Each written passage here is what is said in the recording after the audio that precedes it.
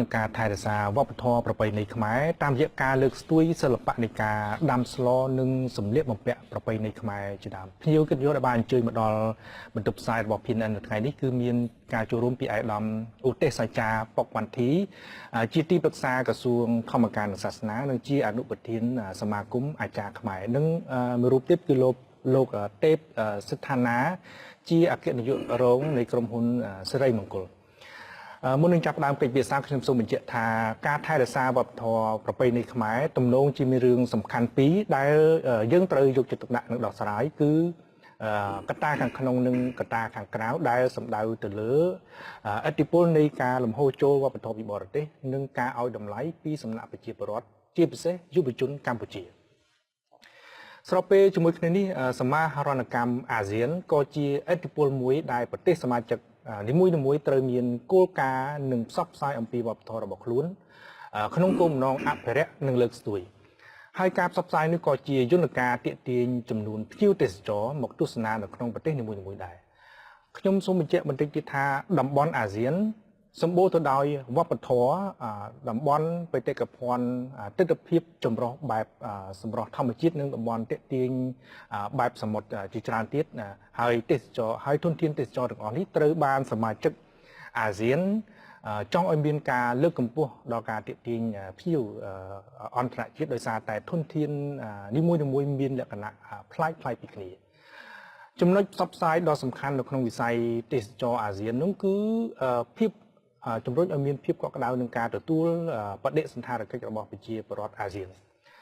បើយើងយោងតាមផែនការយុទ្ធសាស្ត្រអភិវឌ្ឍទេសចររហូតដល់ឆ្នាំ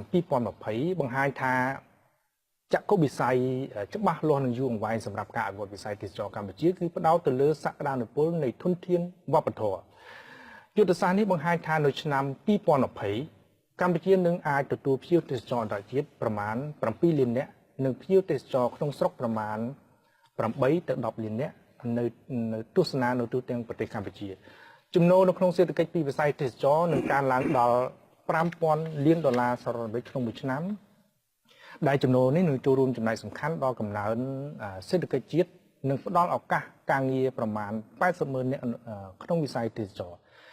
ដោយឡែកសម្រាប់ស្ថានភាពប្រទេសកម្ពុជាវិញការទទួលរងឥទ្ធិពលវប្បធម៌បរទេសនៅក្នុងបរិបទសមាហរណកម្មអាស៊ានគឺជារឿងមួយដែលមិនអាចជៀសផុតដោយសារតែវប្បធម៌និងប្រពៃណីរបស់សមាជិកអាស៊ាននីមួយៗ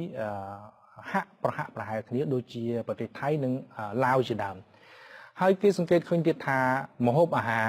សម្លៀកបំពាក់បានរងឥទ្ធិពលពីគ្នាទៅវិញទៅមកដែលជាលទ្ធផលបង្កឲ្យមានការវិនិយោគភោជនីយដ្ឋាននិងហាងកាត់ដេរសម្លៀកបំពាក់ដែលមានការវិនិយោគពីប្រទេសជិតខាងជាដើមបាទអ្វីដែលខ្ញុំលើកឡើងនេះគឺបង្ហាញថាវប្បធម៌របស់ប្រទេស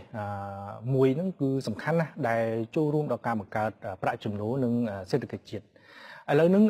ប្រទេសកម្ពុជាមានការរៀបចំពិព័រណ៍សម្លៀកបំពាក់ប្រពៃណីខ្មែរនិងពិព័រណ៍ម្ហូបអាហារជាដើមដែលជាផ្នែកមួយនៃការបង្ហាញអំពីវប្បធម៌ខ្មែររឿងនេះខ្ញុំសូមងាកមកកិច្ចពិភាក្សាវិញដោយផ្ដើមសំណួរទៅខាងក្រុមហ៊ុនសិរីមង្គលមុនគេខ្ញុំចង់ឲ្យលោកជម្រាបត្រួសត្រាសតើមានបុព្វហេតុអ្វីឬក៏មានរឿងរ៉ាវអីនៅពីក្រោយដែលកម្ពុជាឈានដល់ការប្រពៃពិព័រណ៍ម្ហូបអាហារឬក៏សម្លៀកបំពាក់ប្រពៃណីខ្មែរជាដើមសូមជឿបាទសូមអរគុណទេថាជាបឋមសូមគោរពអាដាមប៉ុកវណ្ណធីបាទសូមគោរពដល់ភ្ញៀវដែលគ្រប់គ្រងកម្មវិធីរបស់ PNN ក្នុងនាមខ្ញុំជាអ្នកតំណាងឲ្យក្រុមហ៊ុនសិរីមង្គលពិតជាមានចិត្តរីករាយត្រេកអរយ៉ាងខ្លាំងដែលបានចូលរួមរៀបចំនៅក្នុងពិព័រណ៍អាពាហ៍ពិពាហ៍នេះហើយជាក់ស្ដែងនៅក្នុងកម្មវិធីពិព័រណ៍អាពាហ៍ពិពាហ៍នេះគឺដឹកនាំដោយក្រសួងវប្បធម៌និងវិចិត្រសិល្បៈហើយក្រុមហ៊ុនសិរីមង្គលយើងខ្ញុំគឺដើរតួជាអ្នករៀបចំហើយក៏មានការសហការពីក្រសួងធម្មការនិងសាសនាជាក់ស្ដែងដោយអាដាមនៅទីនេះស្រាប់បាទអញ្ចឹងនៅក្នុងកម្មវិធីនេះបុព្វហេតុដែលធ្វើឲ្យយើងសហការរៀបចំមានអ្នកដឹកនាំមានអ្នករៀបចំមានអ្នកគ្រប់គ្រងនេះគឺក្នុងគោលបំណងដែលធ្វើការដាក់បង្ហាញអំពីអ្វីដែលជារបបកំហើញ ដែលយើងធ្វើការសិក្សាស្រាវជ្រាវហើយយកមកបង្ហាញអញ្ចឹងអ្វីដែលយើងបានសិក្សាព្យាយាមស្រាវជ្រាវយកមកហើយតើយើងនឹងគួរបង្ហាញតាមរបៀបណាតាមរយៈណាតាមរយៈនៃការផ្សព្វផ្សាយផ្សេងៗយើងគិតថាវាបានប្រសិទ្ធភាពឬក៏បានផលមកវិញវាតិចតួចដូច្នេះក្រុមការងារនិងអ្នកចូលរួមគ្រប់គ្រងទាំងអស់គាត់បានប្រជុំពិភាក្សាគ្នាបង្កើតឲ្យមានកម្មវិធីពិព័រណ៍អាពាហ៍ពិពាហ៍បាទសិល្បៈដណ្ដើមស្លម្ហូបអាហារនិងការបង្ហាញទម្រង់សម្លៀកបំពាក់ប្រពៃណីខ្មែររបស់យើងតែឡើយនៅក្នុងចំណុចនេះបបប្រហែលដែលយើងធ្លាប់សិក្សាស្រាវជ្រាវកន្លងមកហ្នឹងគឺយើងមានបទពិសោធន៍3លើកមកហើយដែលយើងធ្លាប់បានរៀបចំជាពិព័រណ៍ដាក់បង្ហាញពីអ្វីដែលយើងបានសិក្សាស្រាវជ្រាវកន្លងមកហ្នឹងដើម្បីឲ្យអ្នកចូលរួមទស្សនាបានសិក្សាស្វែងយល់អ្វីដែលជាវប្បធម៌ជាក់ស្ដែងរបស់យើងមានការគ្រប់គ្រងពីសំណាក់ជីវរដ្ឋកម្រិតណាបាទជាក់ស្ដែងតាមបទពិសោធន៍ដែលយើងធ្លាប់រៀបដូចនៅក្នុងឆ្នាំ2014និងឆ្នាំ2015អ្នកដែលចូលរួមក្នុងចន្លោះពី30000ទៅ40000នាក់បាទហើយនៅក្នុងឆ្នាំ2017នេះយើងរំពឹងថានឹងមានអ្នកចូលរួមរហូតដល់40000និង50000នាក់ដែលនឹងចូលរួមគ្រប់គ្រងនៅក្នុងពិព័រណ៍នេះហើយធ្វើការសិក្សាស្រាវជ្រាវនៅរបបគំហើញរបស់យើងហើយសិក្សាស្រាវជ្រាវពីអ្វីដែលយើងយកមកបង្ហាញនៅក្នុងថ្ងៃពិព័រណ៍នោះហើយជាពិសេសជាក់ស្ដែងក្រសួងវប្បធម៌និងវិចិត្រសិល្បៈគាត់ក៏មានទម្រង់ផ្សេងជាច្រើនដែលពាក់ព័ន្ធជាមួយនឹងសម្លៀកបំពាក់ប្រពៃណីដែលពាក់ព័ន្ធជាមួយនឹងម្ហូបអាហារខ្មែរជាពិសេសឆ្នាំនេះបើសិនជាយើងប្រៀបធៀបជាមួយនឹងឆ្នាំមុនយើងឃើញថាមានភាពខុសប្លែកគ្នាច្រើនដោយសារតែឆ្នាំនេះយើងបានអញ្ជើញ25រាជធានីខេត្តក្រុងរបស់យើងមកដាក់បង្ហាញអំពីម្ហូបអាហារខ្មែរជាពិសេសយើងផ្ដោតទៅលើម្ហូបអាហារដែលធ្វើអំពីត្នោតបាទមិនត្រឹមតែម្ហូបអាហារធ្វើអំពីត្នោតទេរហូតទៅដល់យើងមានការសម្ដែងជាសូបង្ហាញអំពីសម្លៀកបំពាក់ដែលធ្វើអំពីសម្ភារៈត្នោតនឹងដែរបាទគ្រាន់តែជាសូមកាត់ប្រសាសន៍លោកបន្តិចគ្រាន់តែជាការបង្ហាញឬក៏ពិព័រណ៍នឹងជំរុញឲ្យមានការគ្រប់គ្រងបាទត្រឹមត្រូវមិនត្រឹមតែជាការបង្ហាញទេគឺជំរុញឲ្យយុវវ័យជំរុញឲ្យប្រជាពលរដ្ឋរបស់យើងចំនួនក្រោយៗគាត់ចូលរួមសិក្សាស្វែងយល់ពីអ្វីដែលជាថាពិព័រណ៍នឹងមានការគ្រប់គ្រងពីសំណាក់ប្រជាពលរដ្ឋជាពិសេសយុវជនបាទជាក្នុងចំណុចនេះដោយសារយើងយោងពីបទពិសោធន៍បាទរៀបពិព័រណ៍មុនមកហើយមានការគ្រប់គ្រងច្រើនទាំងអ្នកចូលរួមទស្សនាទាំងអ្នកចូលរួមឧបត្ថម្ភបាទហើយមួយវិញទៀតគឺយើងឃើញថាដោយសារតែមានផលប្រយោជន៍មួយចំនួនទទួលបានមកវិញជាក់ស្ដែងដូចអ្នកចូលរួមឧបត្ថម្ភនៅក្នុងកម្មវិធីរបស់យើងគាត់ទទួលបានផលប្រយោជន៍ជាច្រើនពីក្នុងកម្មវិធីពិព័រណ៍អាពាហ៍ពិពាហ៍ជាក់ស្ដែងបើសិនជាខ្ញុំសង្ខេបសមាជិកធាតុដែលចូលរួមគ្រប់គ្រងនៅក្នុងកម្មវិធីអាពាហ៍ពិពាហ៍យើងឃើញថាមានច្រើនបាទមានទាំងសម្លៀកបំពាក់មានទាំងម្ហូបអាហារមានទាំងភេសជ្ជៈមានទាំងក្រុមជាងថតមានទាំងក្រុមដេកបាទមិនត្រឹមតែប៉ុណ្ណឹងនៅមានសមាជិកច្រើនទៀតដែលចូលរួមគ្រប់គ្រងនិងឧបត្ថម្ភឲ្យដំណើរការអាពាហ៍ពិពាហ៍តាមទំនៀមទម្លាប់ប្រពៃណីខ្មែរយើងអាចដំណើរការទៅបានហើយជាក់ស្ដែងនោះក៏មានអ្នកដឹកនាំឧទាហរណ៍ថានៅក្នុងកម្មវិធីអាពាហ៍ពិពាហ៍មួយក៏តម្រូវឲ្យមានលោកអាចារ្យជំនាញជាអ្នកដឹកនាំជាអ្នកសម្របសម្រួលនៅក្នុងកម្មវិធីខ្ញុំនឹងសួរអាយដាមមន្ទីរឿងហ្នឹងប៉ុន្តែចង់បញ្ជាក់ខាងសេរីមង្គលបន្តិចមើលទៅបើយើងនិយាយអំពីផ្នត់គំនិតឬក៏ចំណូលចិត្តយុវវ័យដែលគាត់ចង់រៀបអាពាហ៍ពិពាហ៍មើលទៅទំនោររបស់គាត់ចង់បានបែបប្រពៃណីខ្មែរឬក៏ចង់បានរៀងចម្លងពីបរទេសបន្តិចមួយណាសម្បូរបែបជួយហើយបើនិយាយពីលទ្ធភាពដែលអាចទៅ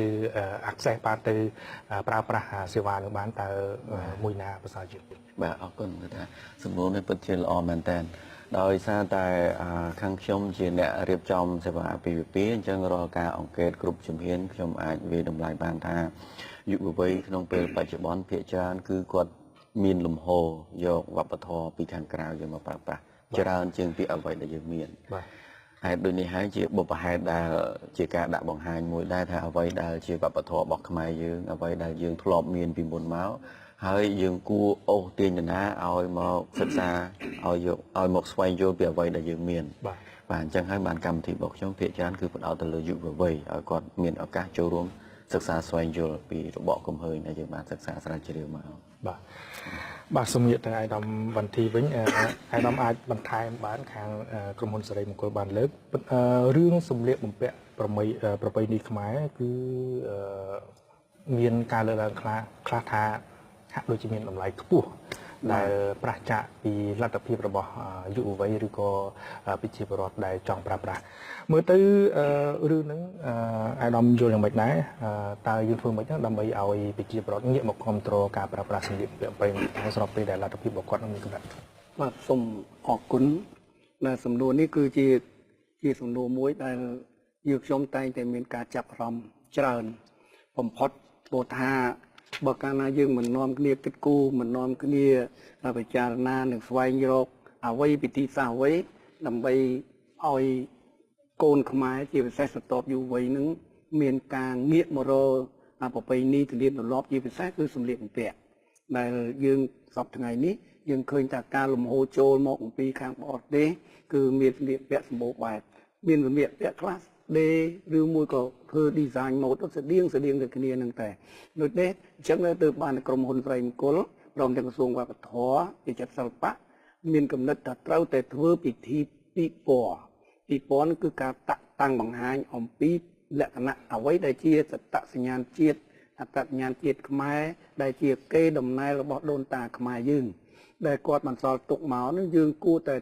ថែរក្សាអញ្ចឹងឆ្លងតាមការបត់ពិសោធន៍រយៈពេលដែលយើងធ្វើពិព័រណ៍ជា4លើករួចហើយស្ដីអំពីពិពាហើយដែលមានក្នុងនោះក្នុងការពិព័រណ៍ពីតាំងបង្ហាញហ្នឹងគឺមានសម្លៀកបំពាក់និងមានម្ហូបអាហារផងដែរនិយាយពីម្ហូបអាហារហ្នឹងគឺមាន18លើកហើយរីឯសម្លៀកបំពាក់មាន17លើកវិពាមានទើបតែពិព័រណ៍វិពាហ្នឹងទើបតែលើកទី4ទេអញ្ចឹងក្នុងទាំងអស់គ្នានេះទាំងដែលបានរៀបចំហើយទាំងក្រមវិធីការក្រុមហ៊ុនតាំងពីអ្នកឧបត្ថម្ភកម្មវិធីតាំងពីក្រសួងជំនាញតាំងអំពីបុគ្គលជំនាញដែលចេះអំពីបែបផែនអំពីលក្ខណៈប្រពៃណីហ្នឹងនាំគ្នាគួបដុំគ្នាផ្សំគ្នាពួតដៃគ្នាធ្វើទៅគឺបានមានពេលការប្រជាជននិងអ្នកគ្រប់គ្រងដូចជាលោកទេពសតនាលោកបានមានផ្សាមបាញ់មិញគឺថាមានប្រជាជនដែលចូលមើលហ្នឹងគឺតែ20000ទៅ30000នាក់អញ្ចឹងទេក្នុង20000ទៅ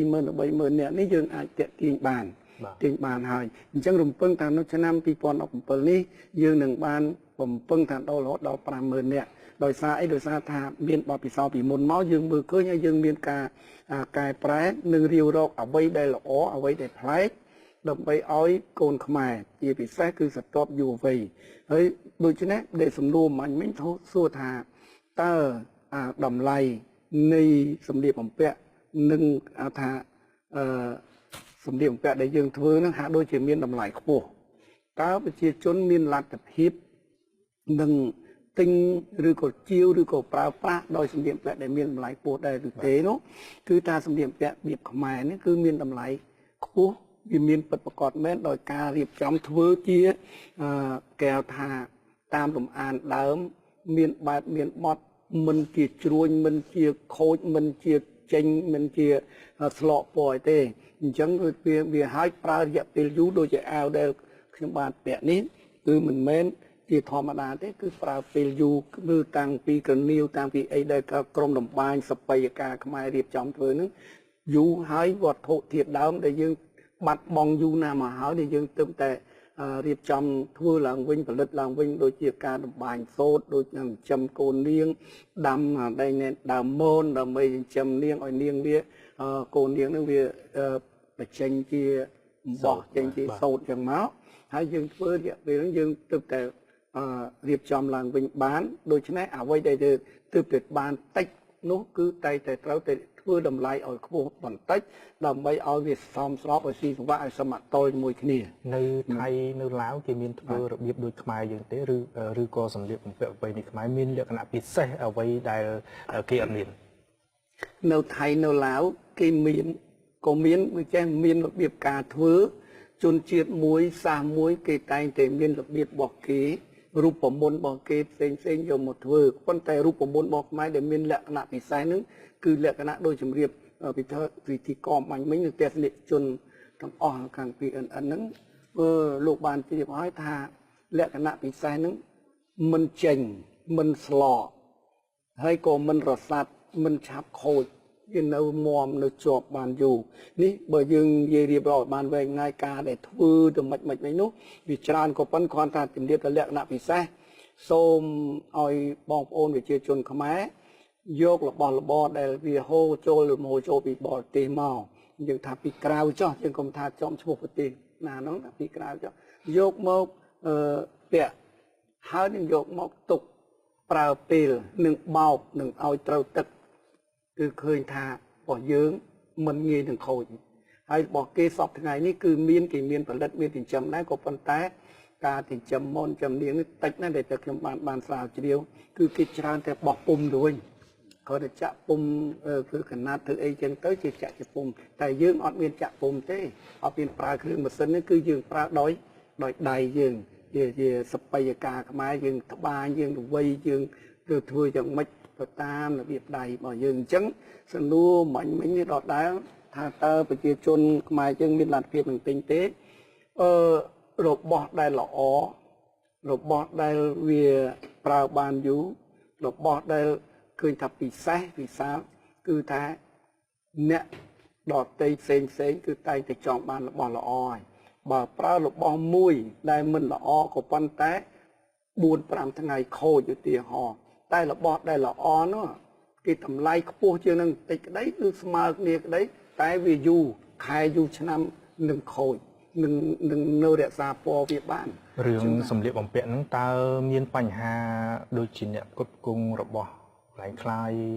ទេហើយដែលការផ្គត់ផ្គង់របៀបនេះប៉ះពាល់ដល់អ្នកផលិតដូចជារបស់ពិតដូចដើម្បីក្នុងគោលបំណងជួយលើកស្ទួយថែរក្សាម៉ូដសម្លៀកបំពាក់ប្រពៃណីខ្មែរតើមានរឿងរ៉ាវទាំងអស់ហ្នឹងទេនៅក្នុងប្រទេសកម្ពុជាអរគុណនៅក្នុងកម្ពុជារបស់យើងសប្តាហ៍ថ្ងៃនេះវាមានមិនមែនតែពីរឿងបញ្ហាសម្លៀកបំពាក់ទេ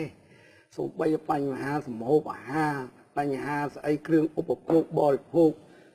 តតែច្រើនទៀតក៏វាមានមកច្បោកច្បល់ច្រើនណាស់ចូលមកដល់នៅក្នុងនឹងយើងប្រើអត់មានតែរបស់ខ្មែរមួយទេគឺវាដូចនេះវាមានបញ្ហាសួរថាតើការគិតគូរទប់ស្កាត់យ៉ាងណាការគិតគូរទប់ស្កាត់នឹងហើយទើបបានជាការក្រុមហ៊ុនស្រីមង្គលក្រសួងវប្បធម៌និងក្រសួងជំនាញបុគ្គលដែលជំនាញអស់លោកមានចំណេះដឹងផ្នែកខាងហ្នឹងកំពុងតែគិតគូរនឹងដោយញាប់ដៃញាប់ជើងហើយគិតគូរដោយមែនទែនដើម្បីថែរក្សាពណ៌សម្បោជាតិរបស់យើងថែរក្សាអត្តសញ្ញាណជាតិរបស់យើងហើយតាំងពីពណ៌ហ្នឹងគឺឲ្យបានមើលឃើញប៉ុន្តែពីពណ៌សម្លៀកបំពាក់នេះមិនមែនពីពណ៌សម្លៀកបំពាក់ខ្មែរទេគ្រាន់តែពីពណ៌សម្លៀកបំពាក់ចម្រុះតែគាត់នៅក្នុងហ្នឹងគឺមានថានេះគេដាក់ថានេះរបស់ខ្មែរនេះមិនមែនជារបស់ខ្មែររបស់អីចឹងទៅរបស់ខ្មែរហើយឲ្យមកមើលតាំងពីគុណភាពណាគុណភាពយ៉ាងម៉េចអីយ៉ាងម៉េចយកទៅប្រើប្រាស់ឲ្យឃើញអញ្ចឹងការយកចិត្តទុកដាក់ហ្នឹងយើងមិនមែនយើងទប់ស្កាត់មិនឲ្យហូរចូលមកទេព្រោះយើងសមាហរណកម្មអាស៊ានយើងមានឆ្លងដូរផ្លាស់ប្ដូរគ្នាចំណេញទិញដូរទៅវិញទៅមកគឺយើងត្រូវតែមានអញ្ចឹងហើយក៏ប៉ុន្តែយើងកំពុងតែមានទប់ស្កាត់អ្វីដែលជារបស់คล้ายអ្វីដែលធ្វើឲ្យខូចពុំមានកន្លែងខ្លះរបស់ខ្លះមិនមែនតែសម្លៀកបំពាក់ទេជាថានេះទីហោទូរេនសពថ្ងៃដែលយើងមើលឃើញទូរេនហើយនឹងម្នាស់នឹងបើផ្សេងទៀតក្រូចថាពោធិ៍សាត់តែដល់ហើយយើងមកទទួលទានវាមិនមានរសជាតិអញ្ចឹងដល់គេយកមកចូលមកវាខូចគុណភាពរបស់យើងខូចឈ្មោះរបស់យើងតែពិតចង់បញ្ជាក់ឲ្យដល់មួយម៉ាត់ដើម្បីងាកទៅប្រធានបទវិញការបង្ហាញគឺប្រកាសជាទាមទារឲ្យមានអ្នកគ្រប់គ្រងទោះបីជាការបង្ហាញអ្វីក៏ដោយទាំងម្ហូបអាហារសម្លៀកបំពាក់ប្រពៃណីខ្មែរមើលទៅអ្វីទៅជាយន្តការឬក៏ដែលគោលនយោបាយដែលអាចអនុវត្តបានដែលក្រសួងកំពុងធ្វើដើម្បីទាក់ទាញសម្លេងគ្រប់គ្រងជាពិសេសពីសំណាក់យុវជនជាប្រវត្តិវ័យក្មេងនេះសូមបញ្ជាក់ជូនថាការទាក់ទាញការទាញហើយនឹងការធ្វើយ៉ាងម៉េចដើម្បីឲ្យយើងការគ្រប់គ្រងឡើងវិញនេះមិនមែនប្រើពេលនេះមួយផ្លេតមួយខែពីរខែនឹងបានទេយើងត្រូវប្រើរយៈពេលវែងវាយូរដោយមានវិធីសាស្ត្រមានយន្តការដើម្បីធ្វើយ៉ាងណានោះហើយក៏ប៉ុន្តែក្រសួងខ្ញុំបាទនេះក៏សូមជម្រាបជូនថាមិនមែនជាក្រសួងជំនាញផ្នែកខាងវប្បធម៌នោះទេប្រពៃណីទេតែខ្ញុំជំនាញផ្នែកខាងប្រពៃណីទន្លៀមទម្លាប់ ពីសាគឺទម្រង់អាពាហ៍ពិពាហ៍ខ្មែរបាទទម្រង់អាពាហ៍ពិពាហ៍ខ្មែរបើក្រសួងជំនាញនៅក្រសួងវប្បធម៌ដែលជាសេនាធិការបរិយារដ្ឋាភិបាលបាទអញ្ចឹងខ្ញុំបាទមិនបានឆ្លើយឲ្យបានស៊ីជម្រៅទេអាកន្លែងពីបញ្ហាទប់ស្កាត់ហ្នឹងគ្រាន់តែមានគំនិតមួយហើយនឹងឃើញរាជរដ្ឋាភិបាលកំពុងតែការគិតគូរនិងក្រសួងស្ថាប័នជំនាញកំពុងមានការគិតគូរនោះគឺឃើញមានការគិតគូរដើម្បីទប់ស្កាត់អាលំហូរចូលអ្វីដែលជាមិនមែនជាខ្មែរមិនមែនជាពណ៌ខ្មែរមិនមែនជាអត្តសញ្ញាណខ្មែរមិនមែនមិនឲ្យចូលសោះទេក៏ប៉ុន្តែចូលយ៉ាងណាដើម្បីធ្វើកុំឲ្យយើងវាខូចរបស់យើងកាណេះខាងលោកសិដ្ឋានាវិញខ្ញុំចង់មើលទៅដោយសារតែយើងធ្វើពិព័រណ៍ច្រើនហើយខ្ញុំចង់បានការវិតម្លៃថាតើការបង្ហាញពិព័រណ៍កន្លងមកហ្នឹងមានទម្ងន់ប៉ុណ្ណាក្នុងការទាក់ទាញសម្លេងអ្នកគ្រប់គ្រងឲ្យមកងាកមកចាប់អារម្មណ៍ដូចជាម្ហូបអាហារខ្មែរសម្លៀកបំពាក់ប្រពៃណីខ្មែរជាដើមហ្នឹងអាចវិតម្លៃបានទេបាទយើងទទួលបានការគ្រប់គ្រងច្រើន យើងទទួលបានគ្រប់គ្រងតាំងពីយុវវ័យជាពិសេសអ្នកចូលរួមទស្សនាហើយយើងទទួលបានគ្រប់គ្រងពីអ្នកឧបត្ថម្ភក្នុងកម្មវិធីដែរបាទដោយសារអីដោយសារតែគាត់សង្កេតឃើញថាទី1ការចូលរួមរបស់គាត់គឺជាការចូលរួមលើកស្ទួយប្រពៃណីវប្បធម៌ខ្មែរនេះមួយការចូលរួមឬការគ្រប់គ្រងបាទការចូលរួមអាចបញ្ជាក់ថាជាការគ្រប់គ្រងបាទព្រោះការគ្រប់គ្រងទាំងអស់បើគ្មានការចូលរួមយើងអាចបញ្ជាក់ថាគាត់គ្រប់គ្រងបានបាទអូខេនៅក្នុងចំណុចនេះឆ្លើយឲ្យខ្លីមានន័យថាកម្មវិធីពិព័រណ៍របស់យើងវាទៅជាចំណុចមួយដែលជាចំណុចរួមអាចអូសទាញគាត់ឬក៏អាចធ្វើឲ្យគាត់នឹងមានទឹកចិត្តមានអារម្មណ៍មួយគឺថាគាត់ចាប់ផ្ដើមដល់ពេលវេលាមួយដែលមកចាប់យកវប្បធម៌ប្រពៃណីខ្មែរយើងចាប់ផ្ដើមស្រឡាញ់ចាប់ផ្ដើមចេះថែរក្សាចាប់ផ្ដើមលើកស្ទួយតាមរយៈសកម្មភាពរបស់គាត់ទោះបីជាក្នុងពេលបច្ចុប្បន្នយើងឃើញថាមានការប្រើប្រាស់technology បណ្ណាក៏ដោយក៏ប៉ុន្តែគាត់នៅតែមានអារម្មណ៍មួយគឺថាអត្តសញ្ញាណមួយហ្នឹងវប្បធម៌មួយហ្នឹងជាអត្តសញ្ញាណរបស់ខ្មែរយើងអញ្ចឹងហើយបានធ្វើឲ្យគាត់មានការគ្រប់គ្រងរហូតមកដល់ថ្ងៃនេះក៏មានអ្នកឧបត្ថម្ភជាច្រើនចូលរួមគ្រប់គ្រងកម្មវិធីរបស់យើងដែរអញ្ចឹងមានន័យថាអារម្មណ៍របស់គាត់ទឹកចិត្តរបស់គាត់បានជ្រួតជ្រាបបានយល់ច្បាស់ពីអ្វីដែលខ្មែរយើងមានអញ្ចឹងគាត់ចាប់ផ្ដើមចូលរួមគ្រប់គ្រងបាទខ្ញុំបញ្ជាក់មួយហាក់ដូចជាសំណួរស្តៀងមុនដែរប៉ុន្តែខ្ញុំចង់បានការបញ្ជាក់បន្ថែមពីលោកខាងសេរីមង្គលគឺលោកសិដ្ឋានាមើលទៅឥឡូវហ្នឹងគឺកម្ពុជាកំពុងរងឥទ្ធិពលវប្បធម៌ពីបរទេសហើយជាក់ស្ដែងក៏មានការលើកឡើងថាការផ្សព្វផ្សាយក្នុងស្រុកក៏ពីវប្បធម៌លើកស្ទួយវប្បធម៌ក្នុងស្រុកហ្នឹងហាក់ដូចជាមានកម្រិតមើលទៅពីហ្នឹងមានទំនាក់ទំនងគ្នាកម្រិតណាក្នុងការឆ្លុះបញ្ចាំងពីការគ្រប់គ្រងលើកកម្ពស់ឲ្យយុវជនហ្នឹងជួយគ្រប់គ្រងអរគុណសំណួរនេះល្អមែនតើសម្រាប់ខ្ញុំផ្ទាល់ដោយយោងទៅលើការអង្កេតសកម្មភាពក្នុងពេលបច្ចុប្បន្នទោះបីជាអិរិយាបថខ្មែរយើងងាយទទួលយកនៅវប្បធម៌ខាងក្រៅយ៉ាងណាក៏ដោយក៏ប៉ុន្តែយើងនៅតែមានចំនួនមនុស្សតួលេខច្រើនជាពិសេសប្រជាពលរដ្ឋរបស់យើងទាំងអាចនិយាយបានថាលោកអ៊ំឬក៏ពូមិញមាដែលគាត់មានវ័យចំណាស់ហើយនោះក៏គាត់នៅតែស្រឡាញ់នៅតែគ្រប់គ្រងនៅតែរក្សាប្រពៃណីវប្បធម៌របស់យើងនឹងភាគច្រើនហើយមួយទៀតដែលយើងសង្កេតឃើញថាយុវវ័យក្នុងពេលបច្ចុប្បន្នងាយនឹងទទួលយកវប្បធម៌ពីខាងក្រៅនេះយើងឃើញថាសម្រាប់តែយុវវ័យទេដែលគាត់នឹងងាយទទួលយកបាទហើយដោយឡែកចំណុចទាំងប្រមាណដែលខ្ញុំបានបញ្ជាក់ហ្នឹងវាគឺជាបុព្វហេតុមួយដែលធ្វើឲ្យខាងខ្ញុំចាប់ដៃគូជាមួយនឹងក្រសួងវប្បធម៌ជាមួយនឹងក្រសួងធម្មការរិះរកមធ្យោបាយទប់ស្កាត់វិញអញ្ចឹងយើងឃើញថាទម្ងន់មួយហ្នឹង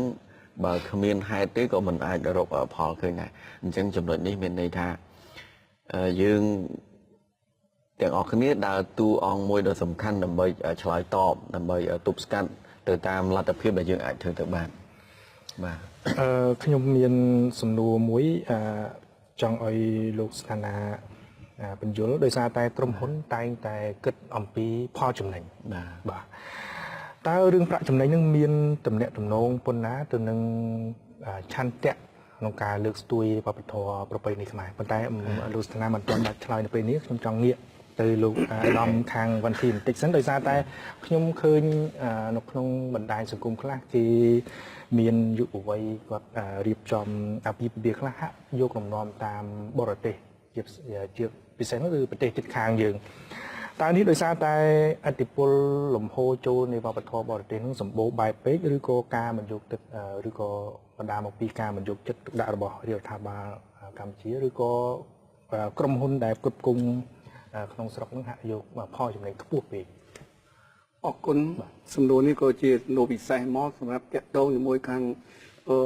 អ្នកដែលរៀបចំអាពាហ៍ពិពាហ៍កូនចៅសូមជំរាបបញ្ជាក់ជូនថាកិច្ចអាពាហ៍ពិពាហ៍របស់ខ្មែរយើងមានពីមុននឹងតាំងពីកកើតទឹកដីមានមនុស្សមកគឺមានការខ្មាស់អៀនមានស្រីមានប្រុសទៅតាមតំបន់ទៅតាមបណ្ដាញកុលសម្ព័ន្ធមួយគឺមានតាំងអំពីចំនួនប្របាទហ៊ុនទៀននោះហើយដែលចូលមកស្ដីដល់ហ្នឹងវានាងលាវយីដូច្នេះរឿងអាពាហ៍ពិពាហ៍របស់ខ្មែរមកទល់បច្ចុប្បន្នវានៅដក់នៅក្នុងក្រអៅបេះដូងខ្មែរយើងជាប់ជានិច្ចពាក្យអាពាហ៍ពិពាហ៍ពាក្យមង្គលពាក្យមង្គលការពាក្យការនេះអត់មានបាត់ទេនៅក្នុងក្រអៅបេះដូងក្នុងបេះដូងខ្មែរក៏ប៉ុន្តែការអនុវត្តវាច្រើនខុសគ្នាទៅតាមតំបន់ខាងនេះទៅខេត្តនេះទៅឬមួយក៏ស្រុកនេះទៅធ្វើខុសគ្នាក្នុងន័យអាពាហ៍ពិពាហ៍ទិសដៅអាពាហ៍ពិពាហ៍ផ្សំគុំរកសេចក្តីសុខដីចម្រើនបន្តពូជពង្សរបស់មនុស្សខ្មែរកូនខ្មែរហ្នឹងទាំងស្រីទាំងប្រុសហ្នឹងជារឿងមួយអាពាហ៍ពិពាហ៍ទៅដូចតែគ្នាក៏ប៉ុន្តែវាការអនុវត្តខុសគ្នាដោយសារកត្តាមានច្រើនកត្តាខ្លះគឺកត្តាខ្វះអ្នកជំនាញចំណេះដឹងក្នុងការដឹកនាំកត្តាមួយទៀតគឺកត្តាការចង់បានរបស់អ្នកដែលរៀបចំមង្គលការបានគេថាសម័យដើមការនៅក្នុងនោះវាមានឪពុកមានម្ដាយមានក្រុមគ្រួសារនិងបោះសម័យខ្លួនបាទហើយកត្តាមួយទៀតកត្តាឥទ្ធិពលរបស់ខាងបរទេសចូលមកគេមានសម្លៀកបំពាក់មានខោមានអាវគេគឺធ្វើរចនាមករៀងល្អទៅនើបដល់ពាក់ទៅវាហាក់ទៅមើលទៅឃើញទៅវាស្អាតវាសមរម្យប៉ុន្តែទោះបីជាយ៉ាងណាក្តីក៏ខ្ញុំបានជម្រាបបញ្ជាក់ជូនថារបស់ណាដែលជារបស់ខ្លួនឯងរបស់ណាដែលជារបស់ខ្មែរគឺវានៅតែជាខ្មែររបស់ដែលចូលមកខាងក្រៅគឺមានមែនប៉ុន្តែមិនយូរទេមួយឆាបមួយផ្លែតនោះគឺបាត់បង់ទៅវិញហើយដោយមិនមែនជារបស់ខ្មែរខ្លួនខ្មែរស្លៀកពាក់ខោអាវខ្មែរបាទជាកេះខ្មែរតម្រង់ខ្មែរមុខមាត់ខ្មែរគឺស្លៀកពាក់របស់ខ្មែរមើលទៅវាស៊ីមកវាស៊ីសង្វាក់គ្នាបើចឹងយកជនជាតិដតេមកឲ្យស្លៀកប្រមងស្លៀកហូតមកស្លៀកសមតែយើងទៅស្លៀកខោអាវអ្នកដតេណាខោអាវអ្នកដតេក៏មើលទៅក៏អត់សមទៅតាមទម្រង់អញ្ចឹងឃើញថាការហូរចូលមកការនៃនាំចូលមកនឹងគឺវាជារឿងមួយល្អហើយដើម្បីឲ្យមើលឃើញតើវាសមរម្យឲ្យស្រូវទៅតាមស្ថានភាពសម្បូរបែបសកលភាវូបនីយកម្មទៅនើបភាវូបនីយកម្មនឹងគឺពិតប្រាកដប៉ុន្តែអ្វីដែលជាខ្មែរសូម្បីតែពាក្យការមួយម៉ាត់យើងនិយាយអំពីចំនួនប៉ុលពតអត់មានការទេផ្ដាច់បាត់អស់លីងហើយអត់មានការទេក៏ប៉ុន្តែនៅមានតែមួយម៉ាត់ដែលចេញពីមាត់យើងរៀបការបាទការ20គូ30គូអត់មានផ្លូវចោលមហាមានចំនួនទុកដាក់អត់មានដេញកាត់សក់មានរបៀបទឹមទេអត់មានទេប៉ុន្តែនៅពាក្យមួយម៉ាត់ពាក្យថាការមួយម៉ាត់ដែរណាការនឹងអញ្ចឹងដូរចុកឆ្នាំគ្នាទៅវិញទៅមកអញ្ចឹងដែលសំណួរសួរមើលថាឥទ្ធិពលដែលចូលមកពីខាងក្រៅនឹងវាអាចលេបអាចតបាក់អាចដែងធ្វើឲ្យលក្ខណៈអត្តសញ្ញាណប្រពៃណីជាតិខ្មែររបស់យើងនឹងវាមានបាត់បង់ទេខ្ញុំថាវាអាចនឹងមានការបាត់បង់ខ្លះទៅតាមតំបន់ដូចនិយាយមានកត្តាវិច្រើនដោយសារការចង់បានដោយសំខាន់បំផុតយើងអត់ទាន់មានធ្វើអ្វីមួយដើម្បីតាក់ទាញធ្វើអ្វីមួយដើម្បីបង្ហាញថាណែខ្មែរយើងដូនតាយើងអត្តសញ្ញាណរបស់យើងមរតករបស់ដូនតាពុព្វបុរសពុព្វជនរបស់យើងគាត់ធ្វើចេះអញ្ចឹងបើបានខាងសេរីមង្គលមានកំណត់ជាមួយក្រសួងវប្បធម៌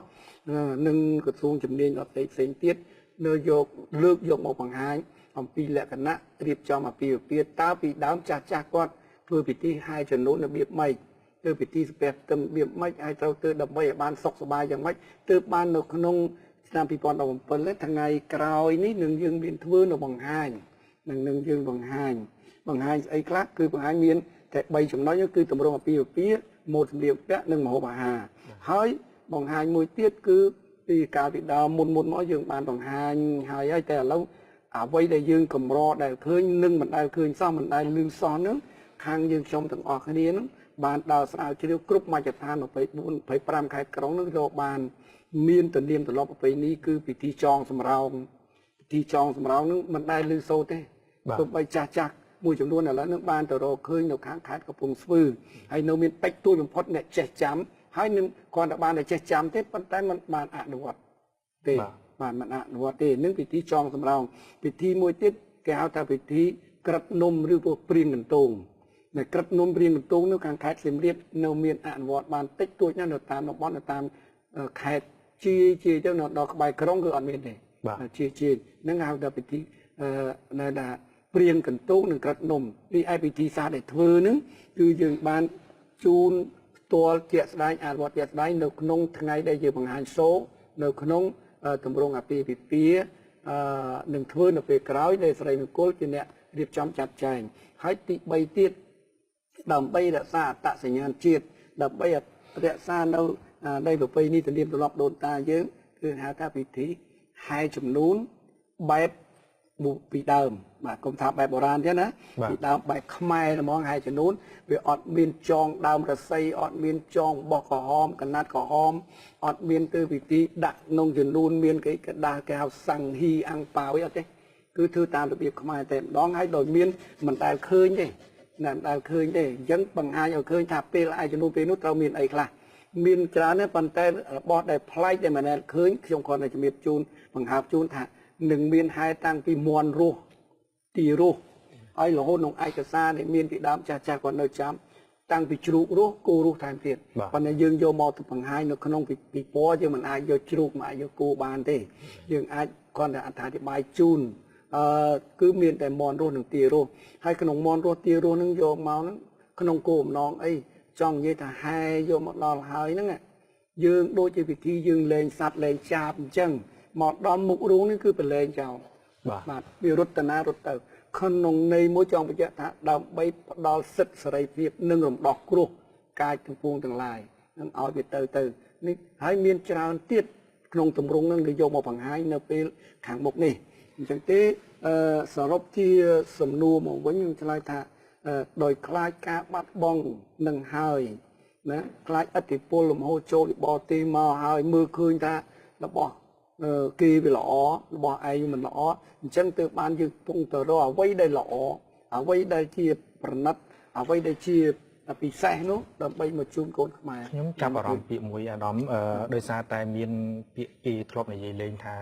កុំបុរាណពេកកុំស្លៀកពាក់បែបបុរាណពេកមើលទៅអ្វីដែលក្រសួងកំពុងធ្វើដូចជាការតាំងបង្ហាញម៉ូដសម្លៀកបំពាក់ហ្នឹងចង់ក្នុងគោលបំណងឲ្យប្រជាប្រដ្ឋទៅជាមនុស្សបែបបុរាណឬក៏មនុស្សទាន់សម័យបាទយើងចង់និយាយថាមនុស្សសម័យមែនក៏ប៉ុន្តែយើងនៅថែរក្សាបុរាណដោយពាក្យថាហេកុំបុរាណពេកណាអញ្ចឹងបើបុរាណអញ្ចឹងមានស្លោកមួយគេថាអ្នកផ្សព្វផ្សាយខាងពាណិជ្ជកម្មគេថាមិនមានសម្លៀកបំពាក់បុរាណចំបុរាណសម័យចំសម័យនឹងទិស្លោកមួយទៀតដែលយើងតែងតែឮសូរខ្លះមិនដែលឮសូរទេពាក្យមួយគេថាសម័យមិនបរទេសណាបុរាណមិនយឺតសម័យមិនបរទេសអញ្ចឹងបានដេកថាមិនមែនយកតែពាក្យសម័យមកឲ្យសិតបរទេសទេសម័យមែនដូចបានធ្វើតម្រង់អាពាហ៍ពិពាហ៍មួយផ្សព្វផ្សាយរួចហើយហ្នឹងរយៈពេល3ខែថតជាមួយក្រសួងវប្បធម៌និងក្រសួងធម្មការហ្នឹងយើងមនុស្សយើងសម័យមែនយើងក្រាលកម្រាលយើងមិនយកជាកទេស្លឹកស្នោតយកមកក្រាលមែនយើងមានព្រំមានអីអញ្ចឹងទៅមានថាមានជើងពៀនដាក់ទៅហើយផ្លែឈើទៅប៉ុន្តែយើងចង់និយាយពីទម្រង់ពីដើមនោះទម្រង់ពីដើមធ្វើអីខ្លះមានពិធីលាងជើងទេមានពិធីឡើងស្លាទេមានពិធីរាំបើករបងទេបើមានពិធីបុកលាក់តាក់ម្សៅទៅថ្មិញអីទាំងអស់យើងលើកហ្នឹងយកមកនិយាយថាពីដើមគាត់មានធ្វើអញ្ចឹងប៉ុន្តែយើងធ្វើពីដើមមនុស្សឥឡូវយើងទៅយកពីដើមឥឡូវមានកន្លែងនៅធ្វើពីដើមបានតាំងផ្ទះក៏អត់មានដែរ ចឹងទេដូចជាខាងក៏លោកស្រីមង្គលបានរៀបចំកន្លងផុតមកហើយហ្នឹងលើតាំងមានតាំងវិធីអូសទូកអូសស្លា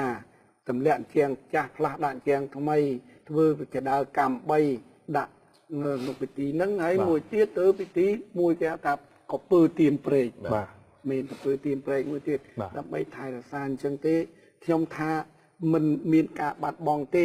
បុរាណយើងបុរាណមែនក៏ប៉ុន្តែបុរាណមិនយឺត បាទ បុរាណយើងវាបុរាណនឹងវាទាន់សម័យហ្នឹងមិនយឺត បាទបោះក្បាយមែនទែនអាដាម បាទ ងាកទៅខាងលោកសិទ្ធនាវិញមើលអ្វីដែលខ្ញុំសួរតាក់ទងទៅនឹងរឿងប្រាក់ចំណេញរបស់ក្រុមហ៊ុននឹងថាតើរឿងប្រាក់ចំណេញនឹងមានទំនាក់ទំនងប៉ុណ្ណានៅក្នុងការឆន្ទៈក្នុងការថែរក្សាវប្បធម៌ប្រពៃណីខ្ញុំចង់ភ្ជាប់មួយសំណួរទៀតមើលទៅតម្រង់អាពាហ៍ពិពាហ៍តាមគំនិតរបស់លោកសិទ្ធនាអង្កេតមួយណាអាចរកប្រាក់ចំណេញជាងរវាងតម្រង់អាពាហ៍ពិពាហ៍ដែលមានការច្នៃម៉ូដឬក៏ម្ហូបអាហារដែលបុរាណចំបុរាណឬក៏សម័យចំបុរាណ អរគុណដែលបានលើកសំណួរមកចំ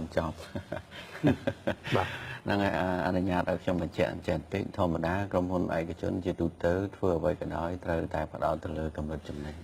ទោះបីតិចក៏ដោយច្រើនក៏ដោយក៏ប៉ុន្តែដោយសារតែស្ថាប័នខាងខ្ញុំបានដើរតួជាអ្នករៀបចំនៅក្នុងកម្មវិធីនេះហើយដឹកនាំដោយក្រសួងវប្បធម៌អញ្ចឹងមួយចំណែកដែលយើងគិតថាគោលការណ៍របស់យើងដែលយើងត្រូវធ្វើអាជីវកម្មត្រូវតែមានប្រាក់ចំណេញហើយក៏ប៉ុន្តែនៅក្នុងចំណុចនេះយើងត្រូវសិក្សាវិភាគមើលត្រឡប់ថយក្រោយវិញថាបើសិនជាយើងផ្ដោតទៅលើកម្រិតចំណេញទាំងស្រុងសួរថាយើងទទួលបានអី បាទនេះខ្ញុំសូមបញ្ជាក់ជូនថាវាគឺជាការចូលរួមចំណែកនៅក្នុងសកម្មភាពរបស់សង្គមចូលរួមចំណែកនៅក្នុងការលើកស្ទួយវប្បធម៌ប្រពៃណីរបស់យើងទោះបីជាស្ថិតនៅក្នុងកលៈទេសៈមួយខាតឬក៏ចំណេញក៏ដោយយើងត្រូវតែសម្រេចចិត្តចូលរួម បាទ បាទ ចង់ខាត់ប៉ុន្តែមនុស្សភាគច្រើនមិនចង់ខាត់ទេ បាទភាគច្រើនមិនចង់ខាតទេ បាទ និងមួយហើយមួយទៀតដែលចោទជាសំណួរថាតើនៅក្នុងសមាជិកភាពដែលចូលរួមនៅក្នុងកម្មវិធីអាពាហ៍ពិពាហ៍តើមួយណាដែលលេចធ្លោជាងគេមួយណាដែលយើងគិតថារកប្រាក់កម្រៃបានច្រើនជាងគេនៅក្នុងចំណុចនេះបើសិនជាយើងធៀបទៅនឹងតួលេខមួយខ្ញុំនិយាយមួយម៉ាត់ឲ្យខ្លីដែលយើងគិតថានៅក្នុងម្ចាស់កម្មវិធីអាពាហ៍ពិពាហ៍មួយណាដែលគាត់ចំណាយច្រើនជាងគេគឺគាត់ចំណាយទៅលើអាហារខ្ញុំបកស្រាយទៅជាអញ្ចឹងវិញ បាទអញ្ចឹងយើងអាចសង្កេតឃើញថាតើសមាជិកភាពណាមួយដែលអាចរកប្រាក់ចំណូលបានច្រើនពីអាពាហ៍ពិពាហ៍អញ្ចឹងខ្ញុំនិយាយឲ្យខ្លីគឺខាងផ្នែកអាហារបាទអ្នកផ្គត់ផ្គង់អាហារនៅក្នុងកម្មវិធីអាពាហ៍ពិពាហ៍គឺនៅក្នុងកម្មវិធីអាពាហ៍ពិពាហ៍នីមួយៗឧទាហរណ៍ថាគាត់ចំណាយត្រឹម50តុក100តុកឬក៏150តុកយើងឃើញថាតួលេខនៃអ្នកផ្គត់ផ្គង់អាហារគឺច្រើនជាងចំណាយផ្សេងៗចឹងខ្ញុំអាចបញ្ជាក់ជូនយ៉ាងខ្លីថាអ្នកដែលអាចរកប្រាក់ចំណូលបានច្រើនជាងគេពីក្នុងកម្មវិធីអាពាហ៍ពិពាហ៍គឺខាងផ្នែកអាហារនេះតែម្ដង បាទចង់ងាកទៅអាដាមវិញម្ដងដោយសារតែបើយើងនិយាយថាម្ហូបអាហារម្ហូបឆ្ងាញ់ហើយថោកគេនឹងទិញគេនឹងសាកទិញភ្លក់ហើយសម្លៀកបំពាក់ក៏ដូចគ្នាដែរស្អាតហើយមានគុណភាពថោកគេនឹងទិញពាក់មើលទៅរឿងតម្លៃហ្នឹងគឺជាអាដាមយល់ថាជាកត្តាកំណត់អ្នកគ្រប់គ្រងនិងមិនមានការគ្រប់គ្រងទេ អរគុណមុននឹងឆ្លើយសំណួរហ្នឹងខ្ញុំក៏គាត់សូមបន្តអំពីសំណួរដែលសួរទៅលោកទេពសិទ្ធនាមិញទៅអំពីរឿងបញ្ហាការធ្វើពិធីអាពាហ៍ពិពាហ៍មួយទាំងមូលនេះតើអ្នកណាស្រូបបានផលចំណេញច្រើនជាងគេគឺបានទទួលចម្លើយបាញ់មិញហើយគឺថាផ្នែកខាងអាហារកិច្ចអ្នកទៅចាត់ចែងម្ហូបអាហារប៉ុន្តែបើនិយាយពីសេដ្ឋកិច្ចដែលក្តោបមកទាំងអស់អ្នកក្តោបមកទាំងអស់នៅក្នុងទម្រង់អាពាហ៍ពិពាហ៍មួយមិនមែនតែពីរឿងបានចំណេញឬបានថាវិការចំណូលចូលតែពីរឿងអ្នកម្ហូបអាហារហ្នឹងទេតាំងពីអ្នកសម្អាងការហើយដល់សម្អាងការវាពាក់ព័ន្ធនិយាយពីរឿងសម្លៀកបំពាក់មាញ់មិញហ្នឹងដែរនិងសម្លៀកបំពាក់ម្ហូបអាហារគឺវាមាននៅក្នុងហ្នឹងហើយបន្ទាប់ពីនោះទៅអ្នកតុបអ្នកតែងអ្នកលំអសពបែបយ៉ាងទាំងអតាំងអំពីអាចារ្យតាំងពីមហាតាំងអំពីមីក្រូម៉ាស៊ីនភ្លើងបានក្តីថាក្នុងទម្រង់អាពាហ៍ពិពាហ៍មួយគឺមាន ជាមរតកមួយក្តោបជាប់នៅក្នុងហ្នឹងគឺបានសេដ្ឋកិច្ចនិយាយឲ្យរួមឲ្យខ្លីទៅសូមបីតែក្មេងឬកំប៉ុងក៏វាបានផលប្រយោជន៍ឬកំប៉ុងវិជាកំប៉ុងទៅក្រូចហ្នឹងក៏បានផលប្រយោជន៍អំពីកន្លែងគេហូបចុកហ្នឹងដែរអញ្ចឹងទេអានេះខ្ញុំគ្រាន់តែនិយាយអំពីបន្តអំពីខាងលោកសត្ថាណាសួរអំបញ្ញមិញនេះមិនសំសួរមកទេរឿងតម្លៃមហូបលើកខ្ញុំលើកមិញតកតងទៅនឹងរឿងមហូបថោកគេទិញសម្លៀកបំពាក់ថោកគេនឹងទិញពាក់អញ្ចឹងរឿងកត្តាតម្លៃហ្នឹងវាមានទម្ងន់ប៉ុណ្ណាជាប់ពាក់ព័ន្ធទៅណាទៅនឹងការគ្រប់គ្រងបាទតម្លៃនេះវាពាក់ព័ន្ធឥឡូវនេះកំពុងតែលន់គ្នារត់ប៉ុណ្ណឹងទីផ្សាររត់ប៉ុណ្ណឹងទីផ្សារទៅដើមទីផ្សារគ្នាទីផ្សារគ្រប់គ្នាឯងឬទីផ្សារប្រគល់ប្រជែងទីផ្សារឥឡូវនិយាយពីក្នុងអាពាហ៍ពិពាហ៍ខ្មែរនៅក្នុងស្រុកចុះណារឿងប្រកួតប្រជែងជាមួយនឹងខាងប្រទេសក្រៅអានឹងយើងកុំនិយាយទៅខាងក្នុងរត់ទៅទីផ្សារន័យថាភ្នួងបង្កើតច្រើនណាស់អ្នកសម្អាងការគ្រប់ទាំងអស់ហើយសិតព្រមតែរកនៅស្អ្វីដែលជាល្អអ្វីដែលតាក់ទាញគេដើម្បីឲ្យគេមករកដែលអ្នកខ្លួនឯងក្រុមហ៊ុនខ្លួនឯងអញ្ចឹងទេសូម្បីតែមីក្រូក្តីនិយាយទៅទៀតចុះមីក្រូគេខ្លះគេរកសិតតែរបស់ល្អបើកទៅសំឡេងល្អមិនស្រែកមិនលន់អីខ្លាំងពេកពេលរស់វិសាអញ្ចឹងទៅឧបករណ៍គេក៏ដាក់ទៅស្អាតមិនចងេងចងាងរៀបចំទៅអ្នកសេវាអ្នកកាន់មីក្រូអញ្ចឹងទេការដែលគេថាកាលណាឆ្ងាញ់វាល្អការណាល្អវាឆ្ងាញ់វាផ្ទុយគ្នាហ្នឹងវាកុងត្រាសគ្នាល្អវាឆ្ងាញ់វាល្អអញ្ចឹងទេអ្វីដែលគេល្អអ្វីដែលឆ្ងាញ់គេរត់ទៅរកហើយអញ្ចឹងទេអ្នកដែលខំប្រឹងធ្វើអ្វីដែលល្អនោះគឺដើម្បីស្រូបយកសេដ្ឋកិច្ចរបស់ខ្លួនឯងឲ្យគេមានចំណង់ចំណូលចិត្តទៅខ្លួនឯងមកហូបអាហារដែលមាននៅក្នុងទម្រង់អាពាហ៍ពិពាហ៍ក្តីក្នុងពិធីកម្មអីផ្សេងក្តីគឺតែងតែគេទៅរកភ្លក់រកឆ្ងាញ់កាលណាឆ្ងាញ់គេទៅហើយបើសិនថាឆ្ងាញ់ថ្លៃចោះទៅយើងតែនិយាយថាឲ្យតែឆ្ងាញ់ថ្លៃប្រមាណអស់ទៅណាសម្រាប់គេឆ្ងាញ់បាទតែបើសិនថាថោកទេប៉ុន្តែអត់ឆ្ងាញ់បើអត់ឆ្ងាញ់គេទៅទទួលទានតែមួយសាហ្នឹងពីរសាហ្នឹងមិនមែនតែបុគ្គលមួយក្រុមគ្រួសារហ្នឹងមិនទៅទេនិយាយប្រាប់នេះឲ្យកុំទៅនោះអត់ឆ្ងាញ់ហើយកុំយកចុងភៅនោះអត់កើតទេអញ្ចឹងទេយើងគិតថារបស់ណាដែលឆ្ងាញ់មិនមែនក្លៀនឆ្ងាញ់ទេណាបាទតែក្លៀនឆ្ងាញ់កន្លែងល្អនេះគឺថាតែឆ្ងាញ់វាមានរសជាតិបាទមានរសជាតិហើយរសជាតិមកចប់បាទរសជាតិតាំងពីសម្លៀកបំពាក់ក៏យើងប្រើតែរសជាតិបានបាទរឿងរសជាតិសម្លៀកបំពាក់នោះចង់ភ្ជាប់សំណួរទៅខាងលោកស្ថានាតើកត្តាអ្វីទៅកំណត់ថាក្រុមហ៊ុនមួយជាក្រុមហ៊ុនរៀបចំអាពាហ៍ពិពាហ៍មួយមានគុណភាពមានវិជ្ជាជីវៈដែលអាចឆ្លើយតបទៅនឹងការថែរក្សាវប្បធម៌ប្រពៃណីខ្មែរអូខេអរគុណជំនួសនេះល្អមែនតើសំណួរនេះខ្ញុំធ្លាប់ឆ្លើយនៅក្នុងកម្មវិធីជាច្រើនដែរខ្ញុំអត់និយាយពីក្រុមហ៊ុនដទៃទេដែលគាត់ផ្ដល់សេវាអាពាហ៍ពិពាហ៍ដោយខាងខ្ញុំប៉ុន្តែខ្ញុំសូមបញ្ជាក់អំពីស្ថាប័នរបស់ខាងខ្ញុំវិញព្រោះខាងខ្ញុំជាអ្នកជំនាញខាងអាពាហ៍ពិពាហ៍បាទអ្វីដែលខ្ញុំអាចបញ្ជាក់បានថាពីគុណភាពទី1គឺយើងផ្ដោតទៅលើចំណុចស្នូលរបស់យើងជាក់ស្ដែងលោកអគ្គនាយកអាដាមហ៊ឺវរៈគាត់ជាបុគ្គលឆ្នើមម្នាក់នៅក្នុងវិស័យអាពាហ៍ពិពាហ៍នេះតែម្ដងគាត់បានបញ្ចប់បណ្ឌិតរបស់គាត់ពាក់ព័ន្ធនឹងការស្រាវជ្រាវនិក្ខេបរបត់របស់គាត់គឺការសិក្សាអាពាហ៍ពិពាហ៍នឹងតែម្ដងទម្រង់អាពាហ៍ពិពាហ៍នឹងតែម្ដងបាទរហូតគាត់ទើបតែការពារបញ្ចប់នៅក្នុងរយៈពេលប្រហែលខែមុននេះឯង